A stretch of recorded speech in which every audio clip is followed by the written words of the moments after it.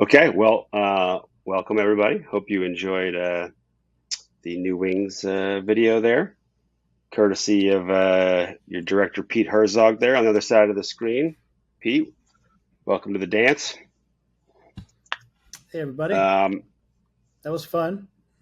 yes, indeed. Always testing new technology, aren't you, Brownie? Well, Had a little slip in the sink, but it worked for me. hey, that's because I know you can always handle it. Um, well, I thought it'd be fun to be able to just take a little time to um, chat on the video, the concept, sort of how it came together, and how you managed to take, relatively speaking, a not a ton of footage and turn it into something that I think has a ton of depth and eye candy, if you will.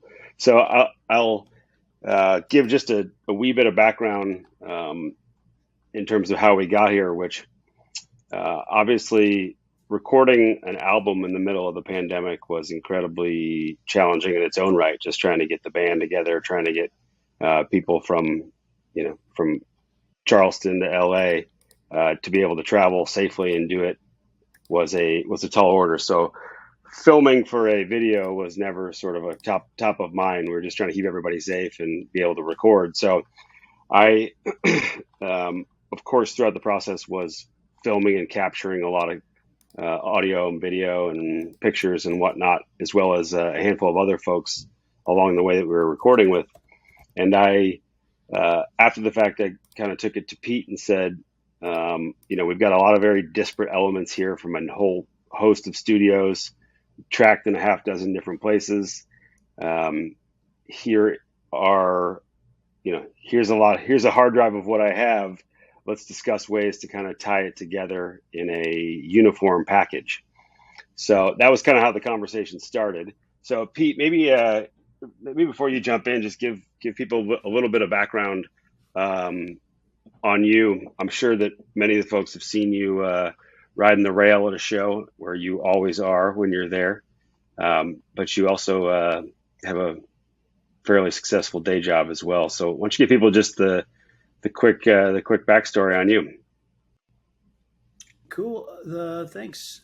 Yeah, I mean, I've been in animation. Luckily, got into animation back in '94, right after Toy Story came out, and made a career and helped two companies grow in the animation field, with a third studio now where we get to just try a lot of new technology, and started seeing you guys since '06. I think I bought Safety and Numbers and drove to Tulsa and saw you open for Mo. And it was at my crossroads where I was like, this speaks to me. This is what I've been looking for. That jam band with that metal shred. I was a big Iron Maiden kid growing up, and I loved the Still are. Grateful Dead, and it was like the perfect combination. Yeah, I kind of still am. So after seeing so many shows and riding the rail, and then bringing my kids up there, and then hanging out after the show, just because I never wanted to leave, started bugging you and hanging out with you and with my industry and what you guys were doing. I needed to figure out, how can I work with you guys? How can I get you into like soundtracks for feature films or animated films, or get a song in a film? And invited you out to the studio, and just always looking for cool ways that we could collaborate. And after our first picture got canned by Paramount, it's still sitting there in the vaults. We decided, at the time VR was starting to take off, and it was a great opportunity to do a 360 music video. And I saw a lot of kind of crappy videos out there, and I knew how we could do it much better with multiple cameras. And eventually got to where I had a helmet cam. And it's great to have a opportunity to, when you work with your favorite band. It's like if the Beatles called you and say, hey, we've got this new song, you want to listen to it and tell us what you think, and can you make a video for us? So it's kind of the dream gig on the side. So I can't help but pour everything into it, even if I'm working 60 to 80-hour weeks on other projects. When you call, it's like this certain special thing that clicks in all the gears of my world, that either the song just helps me through a situation, or it just inspires me to push even further.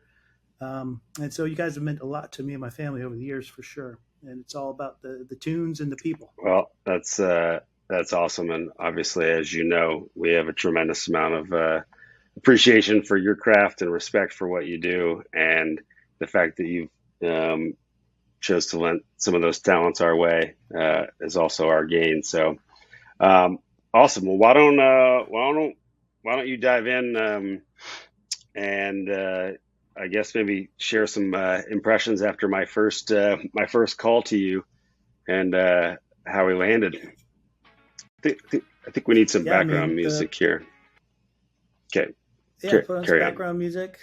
Uh, everyone grab a cocktail, take a sip. I have water actually. I'm dehydrated a little bit.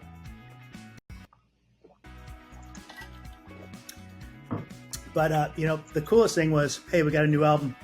You want to hear it? And I'm like, yeah, I need to hear it as soon as you can. So first, getting that link from you, and my wife and I, we take these kind of therapeutic session hot tub times where we draw, and we did the Jake video last year during COVID. It's really turned into a big inspiring and healing thing just for us, and how we connect.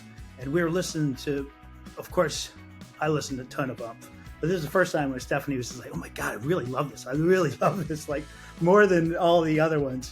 Between it was this almost a nod back to safety in numbers, and these songs were really honest, and they were really telling a story, and we just were so inspired. I just saw these 80s MTV music videos going off in my head. I put together a little behind the scene video here that I'll play, but it just to take you into the madness methodology that we do. It's easier to, you want me Yeah, to but share before over? you share, I want I want to say that the one of the things that I felt like really pulled it together was, as I was saying, we had all this footage from all these different studios, and everything looked very different. It was recorded in different places and different ways, and trying to figure out a way to make that cohesive was a challenge. And your concept of converting basically an old dollhouse into the house of Umph is I think is became sort of the central hub for the thing, and really tied the room together, if you will. Well, I mean, and I think it was important to say it was still during the remains of COVID, and with my work schedule and trying to just figure out logistics of shooting a video. It took a lot of listens and a lot of ideas just to get them on paper or on dry erase board. But everything kept coming back to this retrospective word of what ties this entire album in, and it was New Wings. And of course, looking at all that footage, I just felt like there was such a connection into all of the band and their personal lives, not only in the recording process, but what they've been doing over COVID, and caring about their health and their families, and how everyone's making a living, and hearing about Bayless giving school lessons on Zoom, and everyone being close to home. That word home just kept coming back, and how the band even opened up their homes by giving lessons, and suddenly everyone had that intimate Zoom lesson or conversation with the band, and it just felt like home kept coming back to home. I think my wife and I went to an Oddities convention, and we saw these killer dioramas, and we're just so inspired by these little tiny things. My wife loves tiny things, and the I Spy books, and building small things. And she has one dollhouse that she keeps in the living room, and she's always the inspiration there to, what if we somehow work this into it? And being a huge fan of Life Aquatic with Steve Zissou, there was this aha moment of, wouldn't it be great to film like the cutaway of the Belafonte, where they, it's a life-size prop, but we would do a miniature version of that, and of course put in all these details where suddenly we've got these Easter eggs and props, and again it just opened up to the wealth of songs and titles. And as long as almost 16 years of being a fan, all the details, I put in so much time and homework and podcasts. And I think it was 10 years I listened to you guys almost every single day. There's always something new to learn, a story to be heard, a jam to be explored. So I wanted to take that same feeling into the house. So hopefully people can watch it over and over again and see something new and see another song title. Well, I can So assure you that's true because I've seen it 112 times, and I'm still finding new things that I didn't see. well, I mean, when we were putting them in there, and I still like am finding new ones, but I think there's like of the 57 song titles hidden in the house now. I've always loved that the Beatles poster of the 100 Beatles songs poster, and you know, the Grateful Dead Yeah, had a really cool one Terrapin in a book Station that one. they I had, remember that and one. just finding that stuff. Yeah, and you know, it's just fun. Extra little puzzles and games, and I Spy, and you know, the Where's Waldo. When I was in first grade, we didn't even have I Spy or Where's Waldo, but I would open up that Go Dog Go on that last page, like, you know, point out the hidden, all that detail. So I'm a glutton for detail, as you can tell by the octopus poster here. More titles, song titles are in every little, you know, typewriter All right, tentacle. So all right. Let's show some behind the scenes stuff here. A little montage. yeah, Walk us through it. cool. Yeah, a little montage just to show some of the detail, slowing it down a little bit. A little linear. Let's go full screen. So, of course, getting that private song link. I mean, we came up with some crazy stuff. Not that I would ever go through any of this, but you know, every song there was a Tenacious D thing or Hiccup, or we got to show the road crew. Let's do a video of, you know, on the beach with, you know, with your kids. And when I came and pitched you all those ideas, it was just a little over the top. Didn't really know what to do. So as we were looking through all these images, it really felt like there were some 6 main locations. And we, you know, my wife just picked up this dollhouse at a thrift store, and it was gutted, and it was just sitting in our living room. And we were like, well, what if we made those the 6 rooms? And just kind of collaborated, and again, inspired by Zissou. And I want to build that. I want to walk in there. I want to play with that stuff as a working in features. Blank slate. And there's Archie. So blank slate. So we gutted it. We gutted the house. We painted it. Painted the outside. Put some green trim on there, and did a little practice round with some stuff. I came home one night, and you know, Steph had lights put in, and then it's like, all right, games on here. This is going to be fun. Started printing out images from all your footage, and I wanted to recreate Jake's bulletin board. There's so much cool detail and band posters and the Who and the handbills, and then this pre-Culver location. It was such a drastic clean, and then I was like, oh, I kept going back to Boondocks and Blackbird. You know, of course, all inspired the trim, the floor, the curtains, and then of course Bayless's basement. And we just thought, you know what, let's replicate. No detail, too small. So we started sketching it all out and storyboarding it and coming up with cool ways that we could do it. And I just started printing all these 1/12 scale posters and handbills, a wife soup label, and work sauce from Stubbs Barbecue. And then of course your NFT that you created, I thought was great. And then, you know, the bookends being Barry Brown's one clip that he had of a video, and it was a perfect bookend for this. So we even printed the lyrics and put them on Joel's piano. So we started buying all these props, you know, for songs. We wanted to do the Onion Girls from Storm, painted up an old Beetle Bailey figure. So we had these spools and toilet paper rolls, these little wooden spools, and we come home from work and Steph's just having a blast building all this really cool miniature stuff and having fun with it. Hot glue gun, and I'm like, oh my god, that looks amazing. You can't even buy anything that looks that cool. And then I found these little miniature guitars, and you know, we tried to make our own guitars, the blue DBK. We tried making our own, and that was tough because they were so small, and I realized my hand painting skills are pretty crappy. So we went and bought some additional ones, and Steph went to another thrift store and came home with a tiny little acoustic guitar. It was a game changer. Hey, let's spend some money and buy some more props. I went through just a couple of rounds of, all right, this is a ton. This will fill the house. Awesome. And started putting this stuff in, and little trinkets for song titles. And we thought we had a good little mailbox there for Alex's house. That was a nice insane on top. So then we were like, all right, this is going to fill the house. We got way too much stuff. So we did this first pass, started putting stuff in.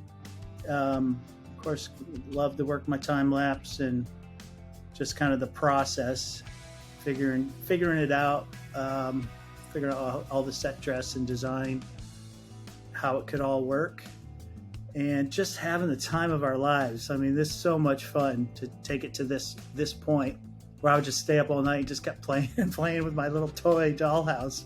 And I don't remember ever seeing a dollhouse in a video, so we're going to call it what it is. This is a first dollhouse music video for rock fans.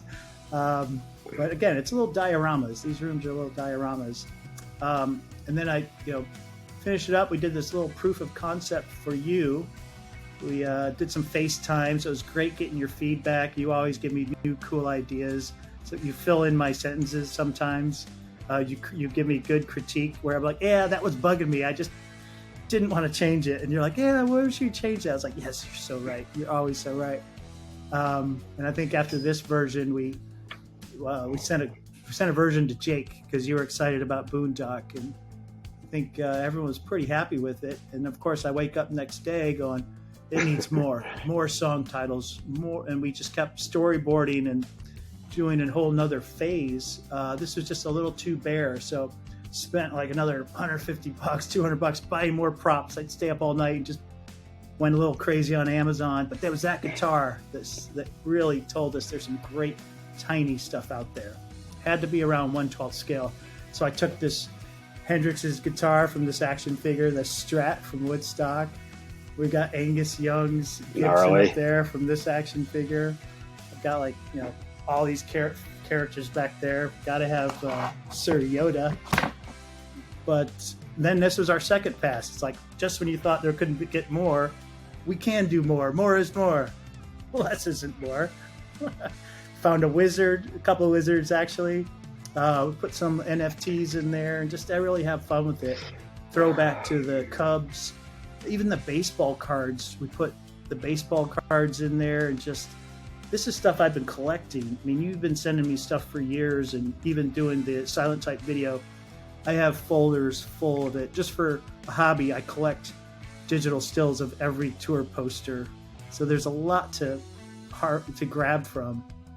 I was even thinking, what if that was animated Jake from the music video?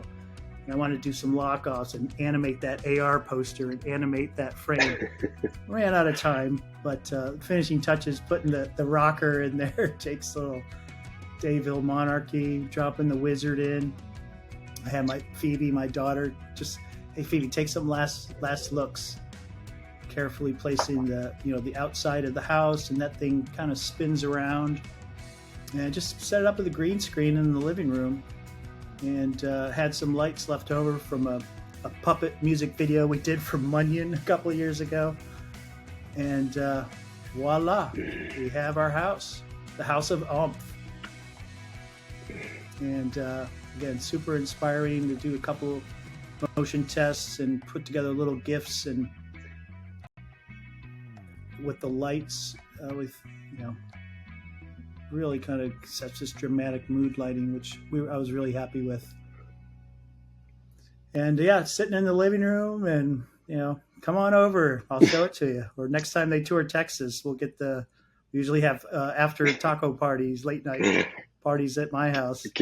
Careful extending that invite. I know, right?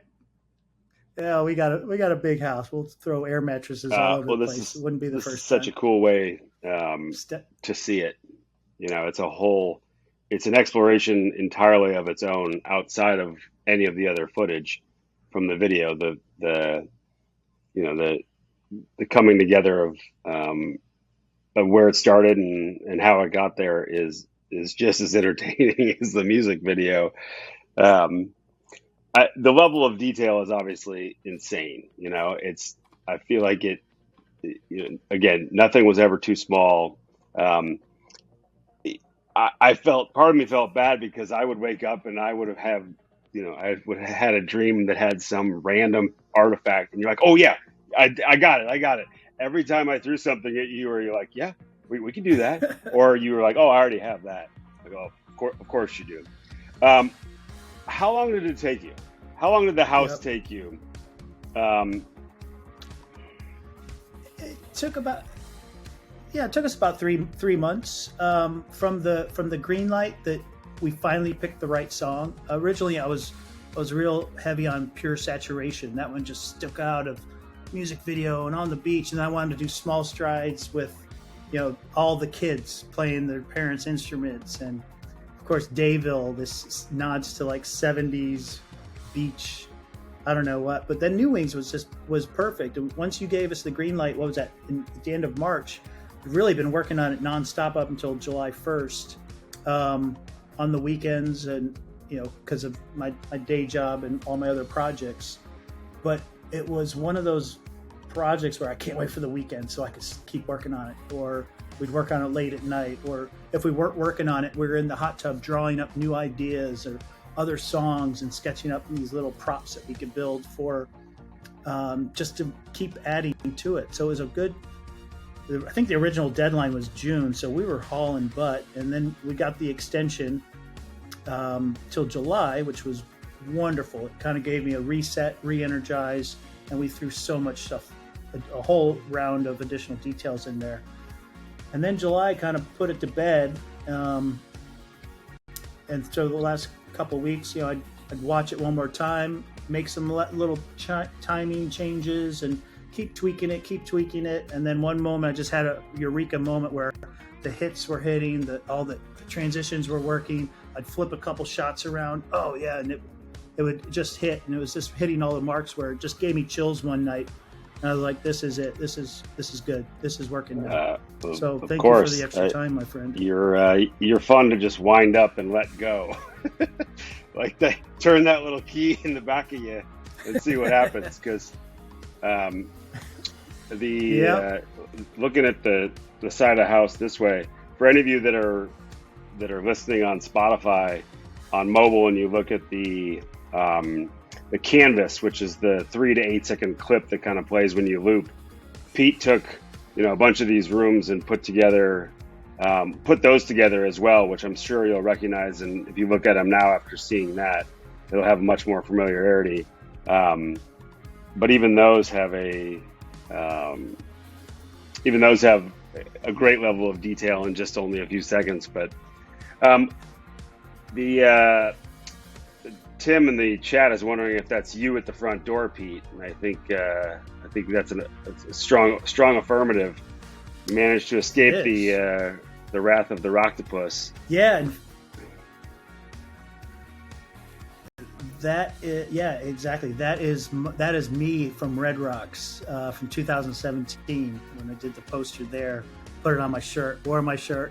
It was right up front for the show. As soon as that music hit, I think whether the edibles kicked in, I went straight to the back.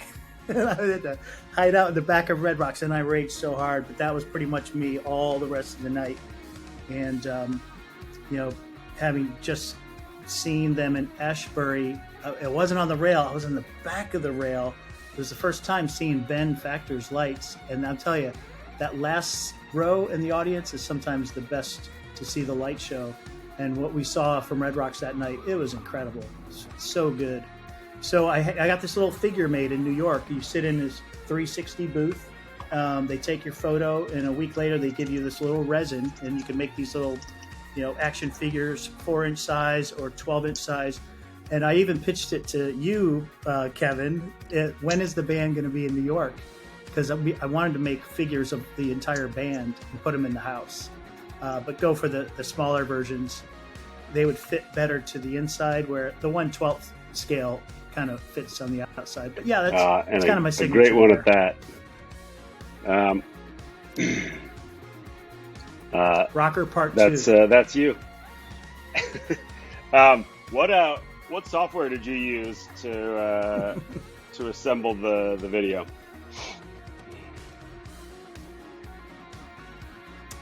Premiere, After Effects, lot of Photoshop. So a combination Yeah, of just the Adobe Suite, 3 big ones. Mostly Premiere. So I would render out a lot of the effects and stuff out of After Effects and just kept building it in chunks. And so it's very, there's a lot of chapters there, but that thread was the lyrical visual, because I thought it was such a personal song and the lyrics were cool, and that I'm not alone.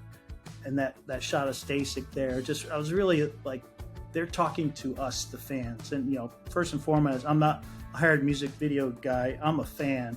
And so for me, it was, they're talking to us and me, and wanting that to incorporate what that message was by using the copy and the lyrics. So it was a little bit different. So I had to render those out and just, built it into these small little renders and tried a whole bunch of different stuff and threw it all away and rebuilt it up again. And, some of those early rough drafts were kind of rough. Whereas just, Kevin was the only one looking at some of that stuff. But it just, we were able to massage it and build it and let it grow, much like the chapters. And the more we're working on it and the more listen to the song over and over, it just kind of grows and it builds, and it suddenly it's, you can't wait to get back to it. You can't wait to listen to it again. I think this album's really going to prove itself in the long run as, one of the best, because of the timeless quality of repeat listens and what these things would mean in the, certain aspects of our lives. I really appreciate the way that that you're able to kind of mix the, it's it was such a strange way to make a record, as everything was during the pandemic, was strange in some capacity, but to be, only together in the same space 3 times basically throughout the entire thing, and then so much of it done from home or from other studios individually or over Zoom. Like, I know I sent you some photos where it's like our producer Greg is in Nashville in front of his computer. I'm with Bayless in his basement, and working, remotely, where we have multiple people in multiple places at once. It was such a strange way to create it, and I feel like this captures the totality of all of the places that we did it in a way that somehow still makes sense. You tied it together in a way that, in my head, I knew could be done, but I knew I didn't quite know how to do it, which is why I handed you the pile in your lap, and I think you knocked it out of the park. Yeah, it's almost like the parent company are all under one roof. We had everything it took to build, and everything just kind of goes back to the house concept. And even, looking at it 2 weeks ago, I see like there's even a stronger concept there. It does make sense. There's more stuff that makes more sense than what we originally anticipated. Yeah, and if not, we'll just keep making up excuses like we planned it this way, Yay. Just let's keep the fun going, man, because again, I just didn't want to stop. I just want to keep on doing it. What's the next song? I got an idea for David. There's no shortage of ideas. That's for sure. If we try to do the whole thing, you wouldn't be able to get any other work done. And the Jack in the chat wants to know how many shows that you've been to. What's our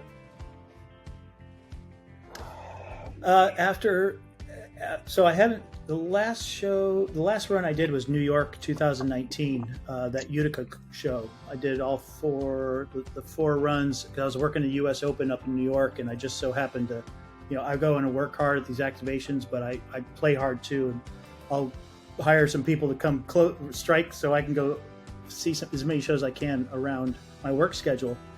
And then I had the whole Texas and California and that cancellation, and I was in California when we heard, which was rough, because that was going to be, it was like 2 years to the day.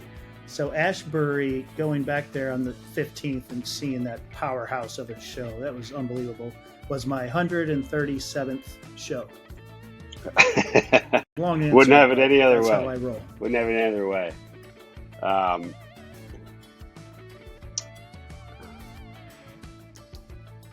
So I did just go into my stats on fantasy. 137. Okay, that's respectable. 137. That's respectable.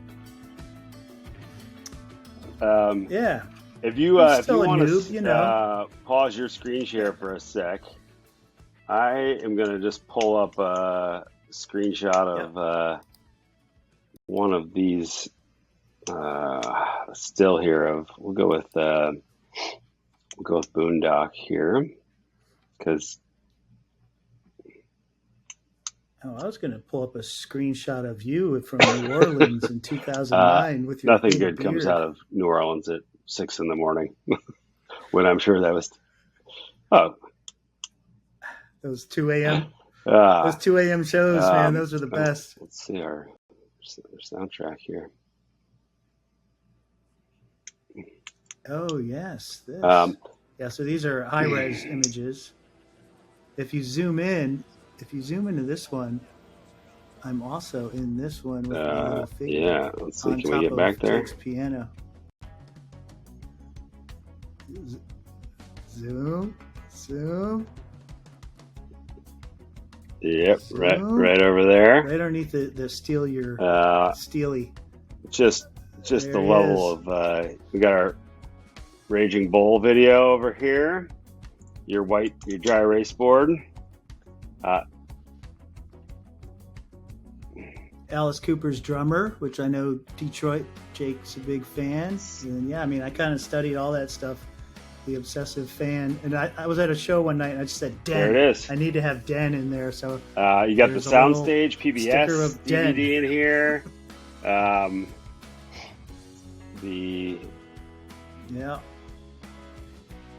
Yep. Blues It's Brothers just deep. You know, there's Boondock. Nothing is too small. Greatest Hits Volume 3 looking good here. I wonder if that's the one where we spelled the band name correctly on the spine or not. Yep. Shout out to the Proof Collective over there. You gotta, I mean, look at these records, kids. There you go. That is just something else. You know, that's vinyl. A little Maiden retrospective. I know Jake doesn't have all those Maiden records, but I've been requesting Transylvania since 2007. You're adding to his collection here. There's my Chromie Squiggle hiding out in the bushes there next to the Dayville crown. Okay, well, I think this is a... that was a fun room. We had a lot of fun with that room. I mean, that's a pretty good looking console there. I like that you worked the Rhino in there. Clearly our best logo to date. So that was a fun one. As we kind of show you the level of detail on this, something that's coming down the pipeline that's going to be ready for you very shortly is a bit of an Easter egg contest to see how many folks can find a whole bunch of these Easter eggs that are hidden around in all these rooms. Now, those of you watching here have a significant advantage because you're getting the front row first look. But we are going to launch a contest here, and similar to the sort of in the vein of the Mantis pre-order contest, the more items that people find collectively, the more cool stuff that we're gonna unlock. So these floor. I think there's 6 floors. Is that a floor? I see a floor. I don't even know which one. But that will. I like so that. These images will be available to you all to kind of deep dive, and if nothing else, just look around, see what you find. And I'm willing to bet, Pete, and I'm gonna put it right here, that somebody's gonna find one that we didn't think of, but somehow is very applicable. So I'm hoping, yeah. I found 57, but I think they'll be somewhere in the 60 range of someone finding some really obscure, cool stuff. Outstanding.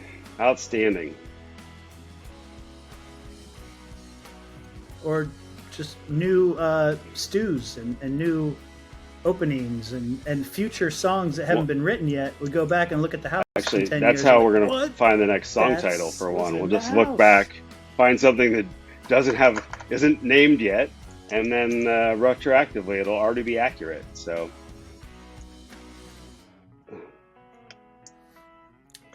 well, it was fun. It's meant a lot to my family and I. You know, my youngest has seen 50 shows, and you know, Austin's been right there up in the 130s with me. So when we were in Ashbury, of course, you know, the band starts off with Hourglass, which is the last shot of the video, and then they go right into, you know, 2x2, his favorite song. It just felt like all these little personal touches, again, connecting back to the thread of the video and a lot of the songs, and you know, that everyone having that deep personalized relationship with the band in their own little way. And so the people around us couldn't figure out why we were enjoying it so much, but I think they could tell it's a big family bond, and that feeling that the band puts out and how you receive it in different ways is just, we feel it's a magical thing. Very fortunate to be able to still be doing it, and fortunate to have you aboard. I put a call out in the questions here to see if any last call for questions. Nick wants to know if you have a favorite piece that you made for the house.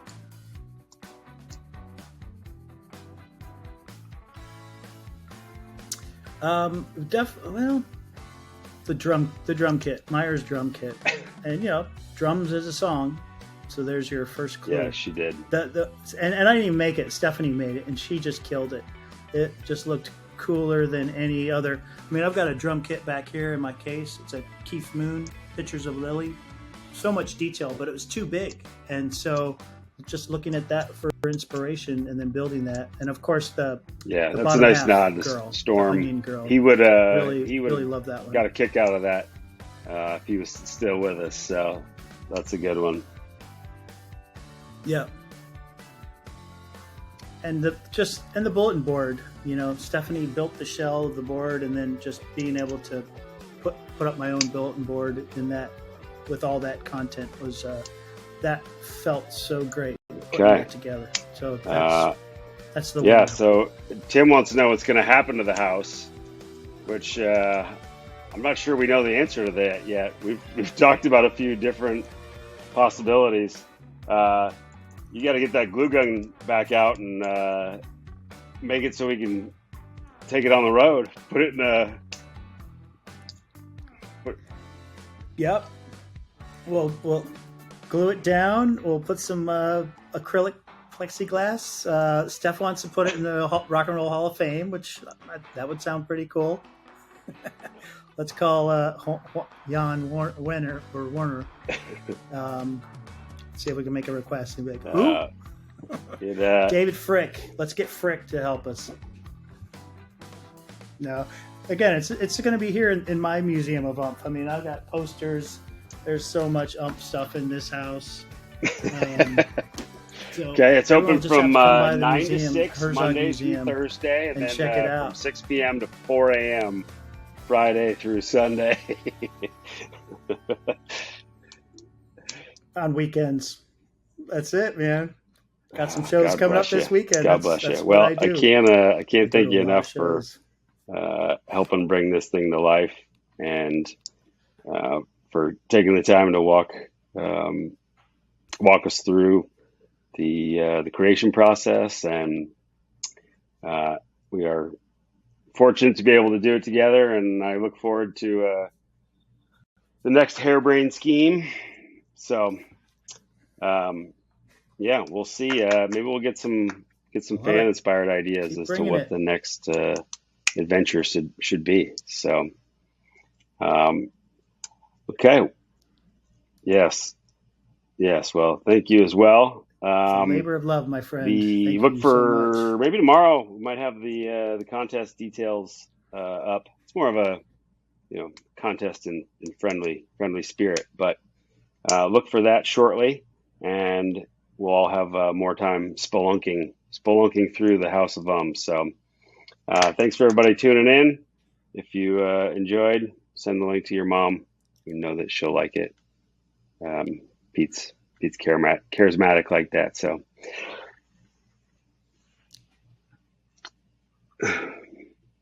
and keep watching the video over and over the years, and it'll continue yes, to well, like I hopefully said, I'm still make it worth uncovering repeat stuff. So views. all right, thanks, buddy. Thanks for tuning in, everybody. Have a good one.